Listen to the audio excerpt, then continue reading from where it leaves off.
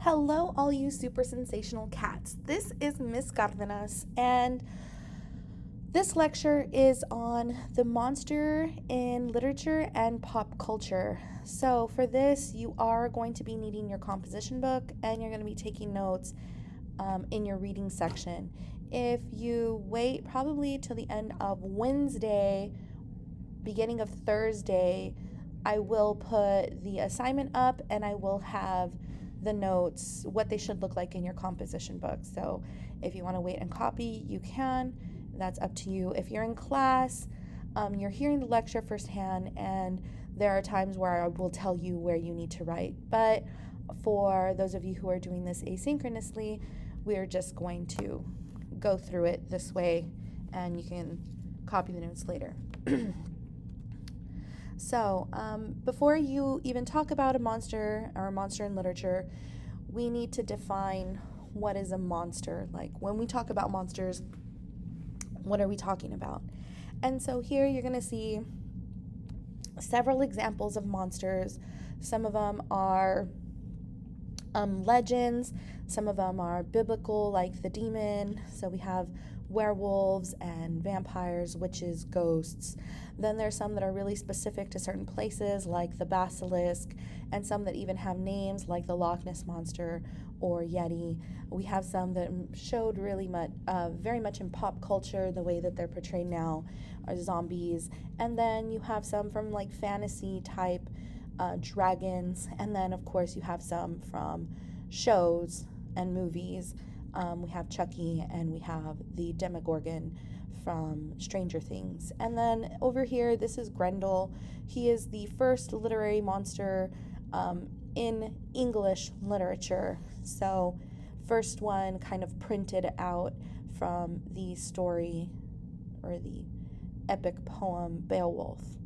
And then, of course, there are Greek monsters, and there are monsters in every culture, but these are just, kind of like a snapshot of the kinds of monsters we're talking about.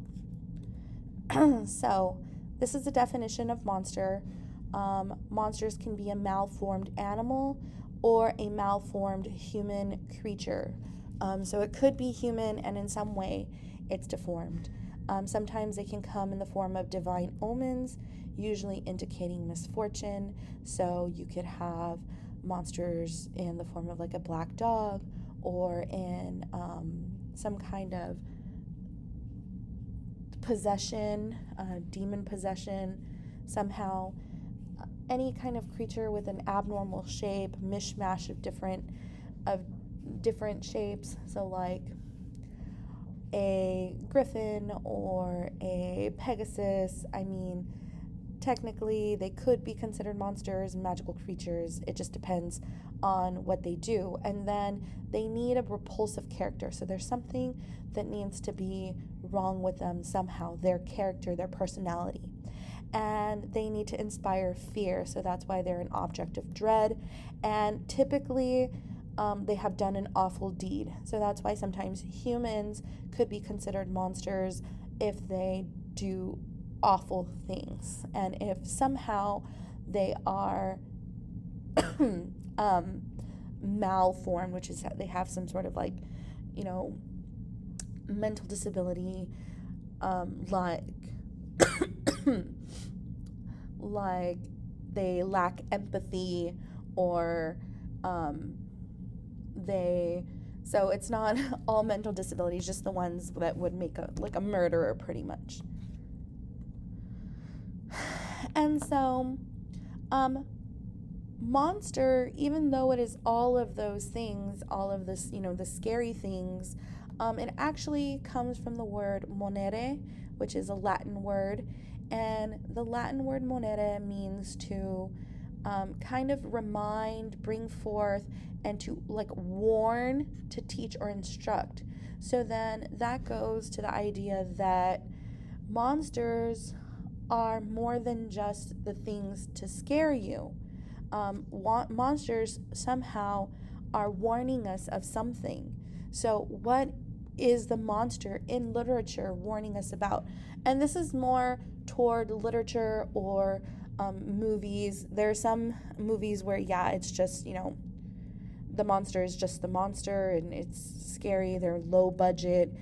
But there are some monsters that have kind of like an agenda. And so, what is their agenda? What are they worried? What are they warning us about? And so, monsters mean more than just that scary thing that goes bump in the night. Monsters are symbolic of societal issues, societal problems, societal fears. And so, the literary or pop culture monster is its culture, where it is everything from where it came from who created it. It is history of the place, of its setting. So it's the past, the wars, the legends, the traditions. A lot of times for instance, in Japan, you had the monster Godzilla. At one point, Godzilla had a nuclear laser breath.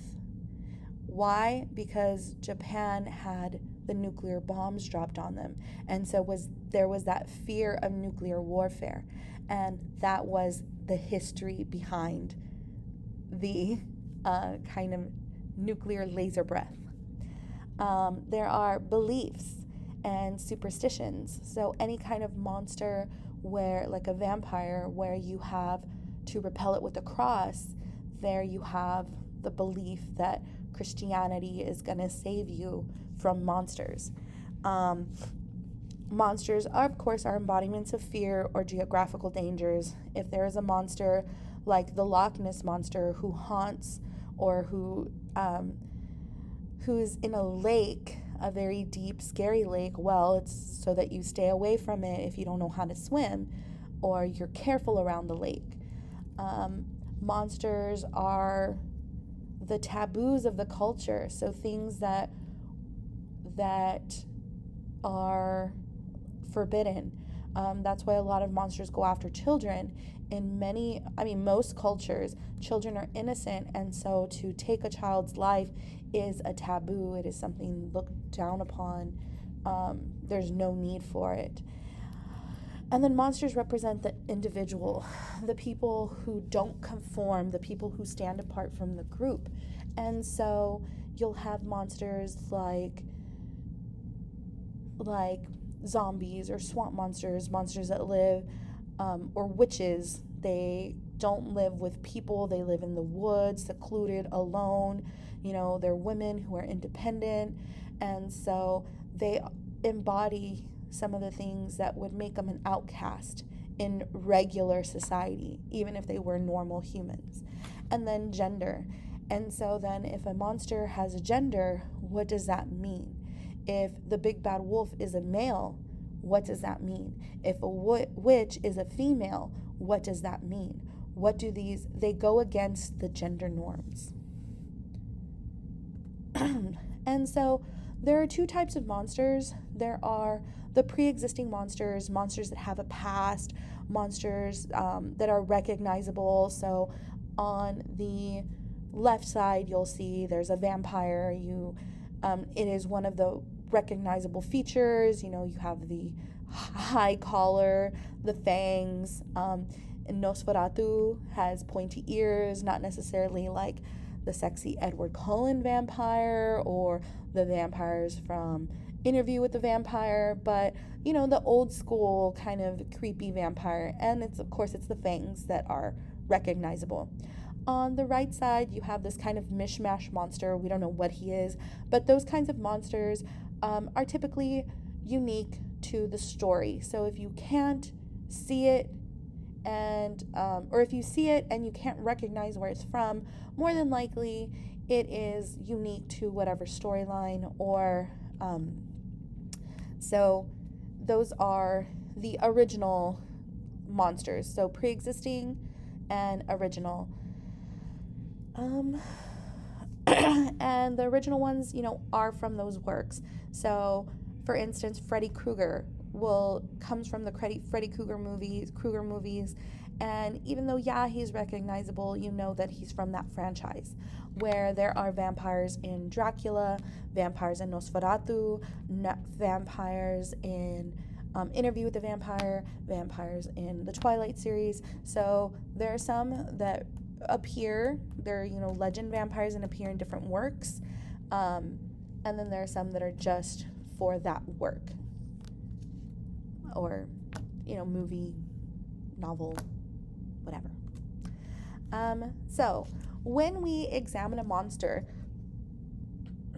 and we try to break it down and try to find the culture and what the monster symbolizes, what's the monster's purpose in the work that they come out in, whether it be, stories, or whether it be in print or like cinematic film, print or film,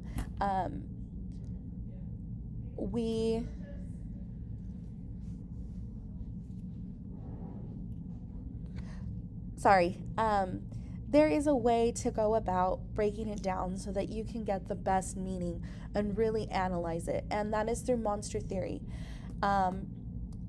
And monster theory was created by Jeffery Jerome Cohen, and what he did was he took a lot of different theories that are out there.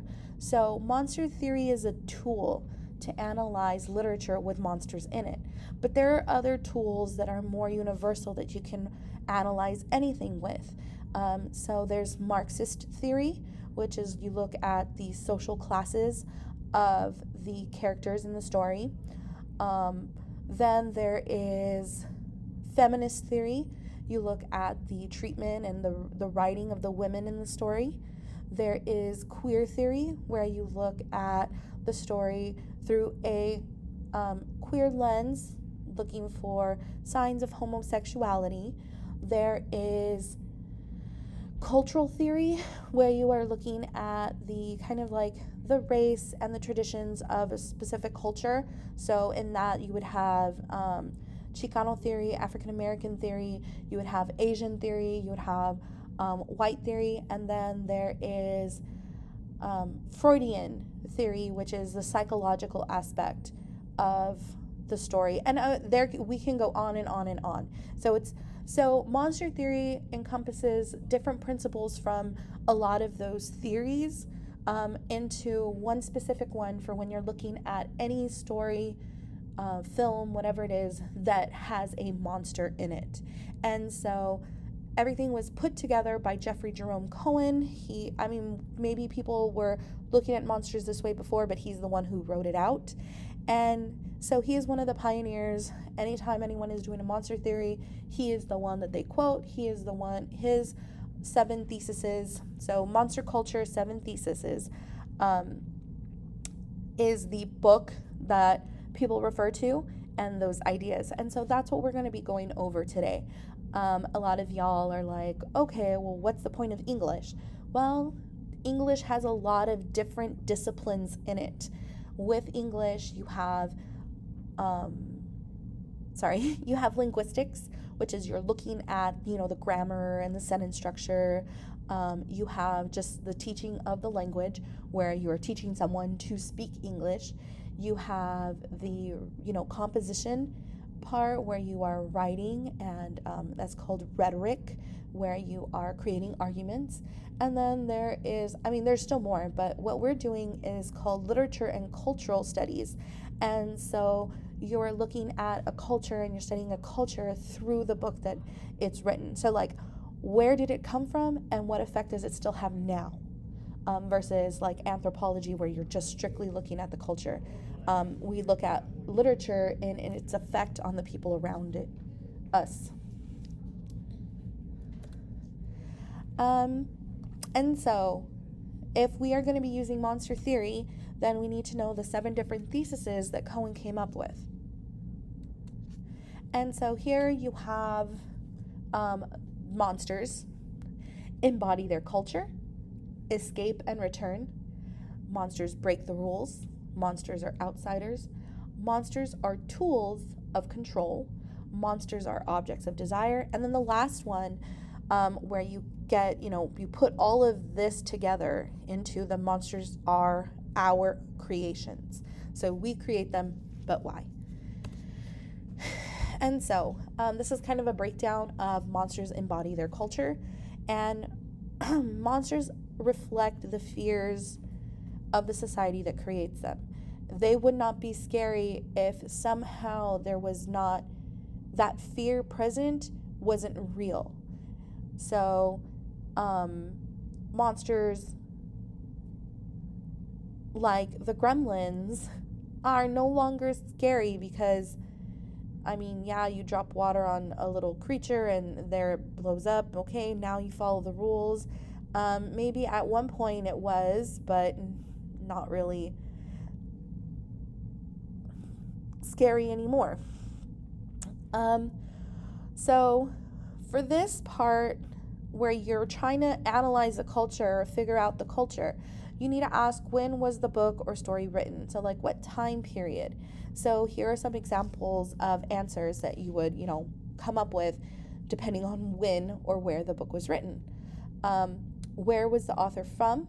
And so you need to, give a location, a place. It could be a state, it could be a country, another country, it could be a region, the Rio Grande Valley. So where was the author from?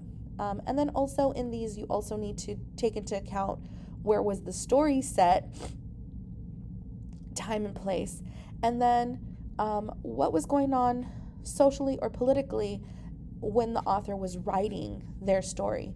And so now we would talk about maybe, or last year, the presidency of Donald Trump. We would talk about Black Lives Matter. We would talk about body positivity. Like, what are some of the things that were going on that would have inspired this story? Me Too movements. So of that's our time. But if it was like the 1950s, then was it the Red Scare or the fear of communism?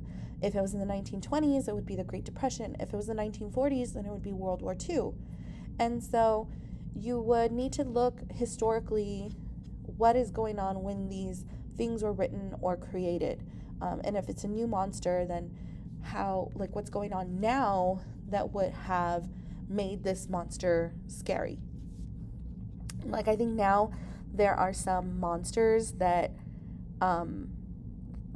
haunt the digitally haunt you. So those, what's going on now that this digital monster is so scary. So, we're addicted to our phones, things like that. Okay, monsters always escape and return. And so there's two types. Like I said, you have the kind of the pre-existing legendary monster. That one comes back. We talked about the vampire, how it was a legend, then we had it come out, a very famous one in Dracula, and then it pops up again in a 1920s 1930 movie, Nosferatu, and then in books again it comes back in the 1980s with Interview with the Vampire, and then it comes back for Twilight. And so the monster, the legendary, the pre-existing monsters, they go in and out of fashion. And then even the monsters that are originals in the stories, they return. You have Freddy Krueger. How many movies? He was destroyed and he comes back. And it doesn't matter how many times he's destroyed, it's okay, he comes back because he's a monster. And that's what's creepy about him, that he never goes away. Jason, the same thing. Chucky. So there are all these movies where the monster does return. Even in stories, sometimes it's like, oh, did it really end? Yes or no? And there's always that question, are they going to come back? So here you ask, did the monsters exist in previous myths or legends? And so, of course, there are some that yet do. How is the monster different from the last time it appeared? So if we were to look at the vampire, how did it change? You have, Count Dracula, who is he's aristocratic. He is a foreigner. But then you have Nosferatu, who went back to like the creepy, disfigured look. So he's no longer handsome. But then you go to Edward Cullen, who's handsome and sparkly, and now he's good. So how did these things change? Does the monster get caught? Yes or no? And Is the monster invisible or invincible? Can it be killed?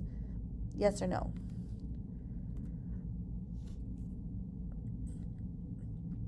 Monsters break the rules. And so one of the ways they break the rules is that they're not one thing. You can't pinpoint what they are because they are multiple things in one. They're mishmashes. A lot of them are what is called chimera type, where it's a bunch of parts put together. For instance, the basilisk, there is this idea that, it's chicken and serpent, and sometimes it's seen as a snake, sometimes it's seen as a chicken with, scales. And so there's always something, it doesn't follow one thing. And then again, how else do they break the rules? They go against what society thinks is normal, moral, and proper. So here we have, what is the monster made up of? And so like a ghost is a human, a spirit, and unfinished business. A vampire is like a human, sometimes a demon, and bloodlust, or ex-human, Who does the monster target? So again, here they're breaking rules, women, children, unbaptized babies. In war, you don't kill women and you don't kill children. So the monsters go and, old people. What are the societal and cultural norms of the time, and how does the monster go against them? So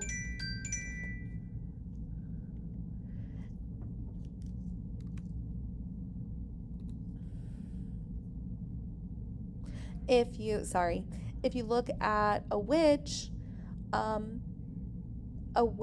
goes against the social norms for women. A witch doesn't marry, it doesn't care for children. A witch lives alone and eats children, lives in the woods, so she's not dependent on men. And so when a woman is not dependent on a man, and maybe they don't want children, back in the day they would suspect her of being a witch, because she is going against she's breaking the rules, going against what's expected of her. Monsters are outsiders, and so because they don't follow the rules, that makes them apart, that sets them apart. And so because they don't follow the rules, they can't be accepted.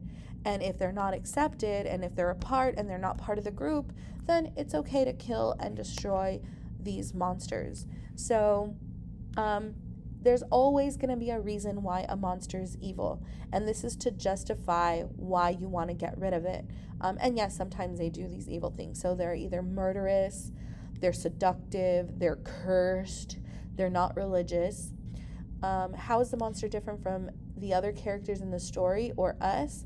And so sometimes you'll have a monster who is not born from that region.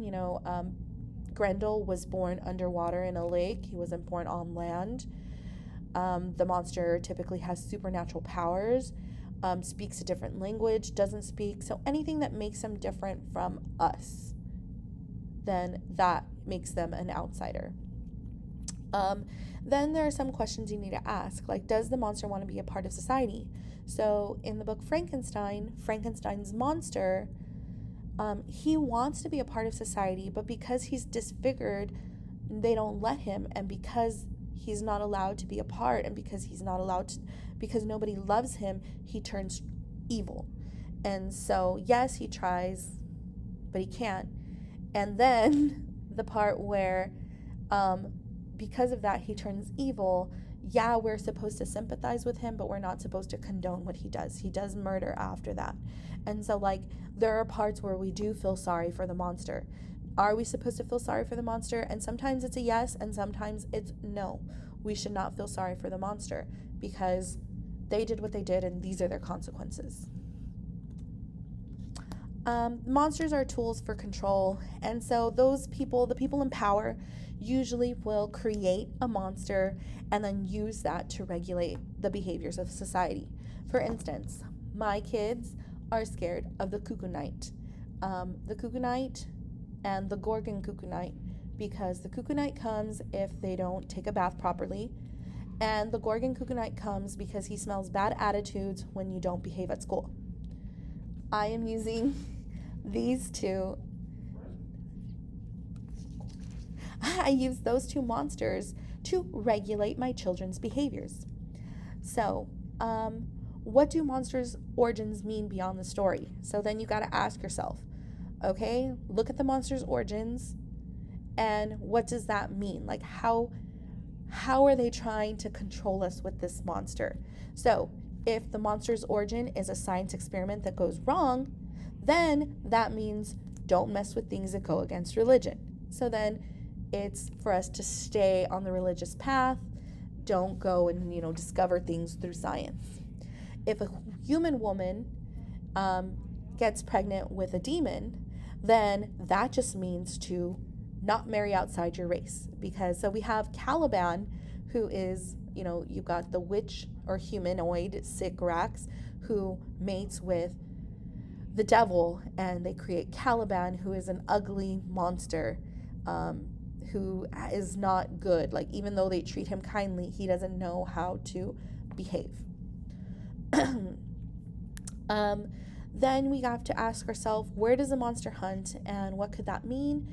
And if they hunt in the woods, the lakes, the night, in space, that just means stay away from those places, wherever it hunts. If it's outside of the club, then don't go into the clubs, right? If it is on the dark streets in the middle of the night, then don't go out into the dark streets in the middle of the night. So there are other ways you can, that they use, they use monsters to control us. Because if there's a way to repel the monster, for instance, a vampire, you can repel it with the cross. Demons, you can repel it with the cross. Then that means you need to be religious so that you can, believe in those objects that repel the monster. Being religious will keep you from being eaten by those monsters. And so there's the control. You need to flock to that religion. And then what are the things you can do to keep from becoming a monster yourself? And so sometimes it's, staying chaste or practicing abstinence. There are different ways to keep from becoming a monster, going to sleep on time, making sure you take baths. Putting garlic outside your window. Maybe at that point in time, the garlic vendors needed some boost in their sales, and so there you go, you got to buy garlic. And then monsters are objects of desire. And so what this means is that, yes, we are scared of the monsters, but somehow we are fascinated by them. So oftentimes this explains, celebrations like carnivals and Halloween, where you dress up oftentimes like, yes, sometimes we dress up as superheroes, but a lot of people like to go out dressed as monsters. And so the monster presents some temptation. They do things that are taboo, that are not allowed, things that are impossible. And so those things are what attract us toward the monster.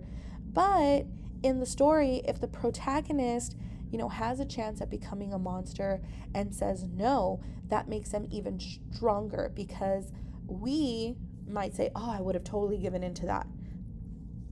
But that character didn't, and so now you have a stronger character than before, when he, didn't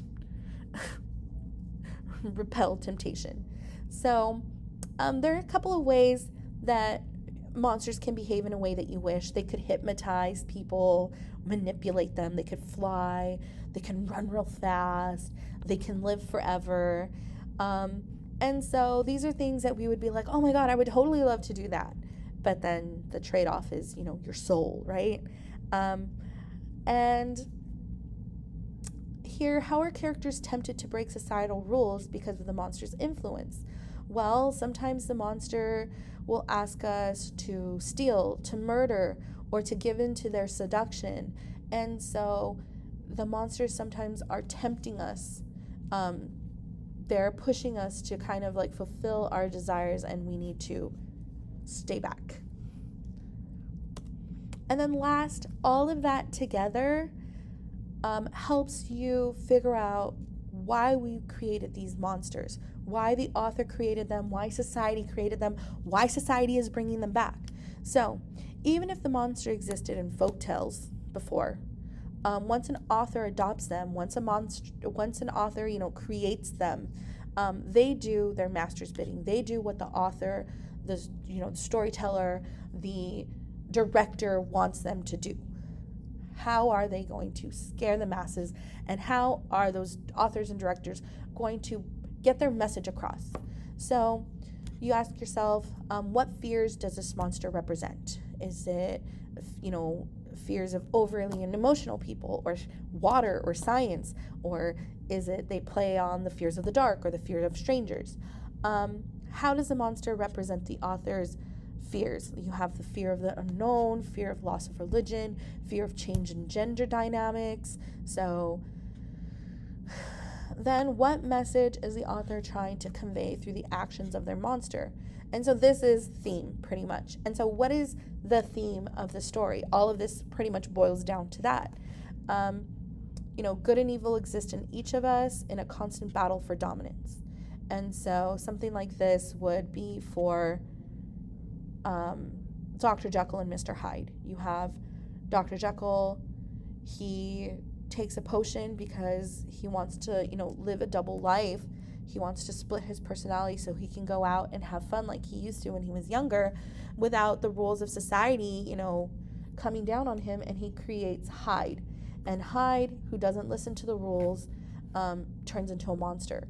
And so then here it's like the rules keep us safe, the rules keep us from becoming, evil, the rules keep society in check, or the rules are too, so it's about the rules and how they affect us.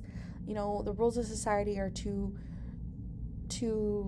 unjust. The repercussions are so unjust that they make people, do things they wouldn't normally do. So what are they saying about societal rules in that story? So you would have to think, okay, like the monster represents the societal rules. What are they saying about that? So here is the list of guiding questions. So I am going to ask you to break down and analyze a monster of your choosing. Try to keep it, try to keep it appropriate for school, so nothing too gory or, we won't talk about the gory side of it, but we're definitely looking at it with an analytical lens. So these are the questions pretty much in order how to get to your result, which is how does the monster represent the author or society's fears, and what message is the author trying to convey through the actions of their monster. So these are the questions that you are going to need to answer in your next project. And so here we are practicing. Here's the Big Bad Wolf from Charles Perrault's Little Red Riding Hood. So this is one of the first Little Red Riding Hoods that was written. And we have question 1, which is the culture. So monsters are their culture. And so we looked at, okay, it was written in 1680. In France, at the time, King Louis wanted to convert the country back to Catholicism. And so they wanted, Catholic beliefs and Catholic practices. And so then we have, okay, how is the monster coming back? And so you have talking wolves, and they existed before, but now this wolf is not rude. He's very polite. He's very charming. He's clever. And in the end, he gets away with all the things he does in this version of the Little Red Riding Hood. So in Perrault's Little Red Riding Hood, again, you have a talking wolf. What is he? He's talking. He's got a hunger or a lust. He targets women. And during that time, you shouldn't murder innocent girls and old ladies. And so You shouldn't trust strangers. And so all of, the questions in 3, these answer it. How is he breaking the rules? And then 4, how is he an outsider? Well, because he's murderous and he's manipulative. He lives in the woods, so that means that he lives apart from everybody else. And he is a loner, so he works alone. And because he hurts innocent people, he is bad, and we should not feel sorry for him if anything were to happen to him, which in this version of Little Red Riding Hood, nothing did. And so then, what are the things that it's warning us about? How is he being used as a tool for control? And so it's saying that, he's a charming stranger, so we need to be careful of strangers that are charming. He preys on the naive and the weak, and he makes sure that they are alone. And then he lives in the woods, so we need to, kind of stay away from the woods. And then, so how is he desirable? Well, his charm and his planning are appealing. His charm and his planning are what get Little Red Riding Hood to disobey her mother and stray from the path. And so then the big bad wolf, so we're at 7, so we're breaking him down, right? He is the embodiment of the fear of strangers, fear of the woods, fear of charm, fear of deceit, fear of being alone, fear of disobeying parents. And so our last question is, what is the theme? And so be careful of charming strangers. They prey on the weak and lead them astray. And so what is he telling us? He's saying, or what are they telling us with this story and this monster? To stay away from charming strangers. Okay? So that is our warning. So recap, monsters are more than just scary. Monster theory is a way to analyze monsters, and the guiding questions help you break down the monster to find its purpose. So what is it warning us about? Okay, everyone, so after this, you are going to be seeing an assignment, again, where you are analyzing your own monster. Oops. Okay. All right, you are awesome if you listened to all of this, and if you have any questions, please don't be afraid to ask. Bye.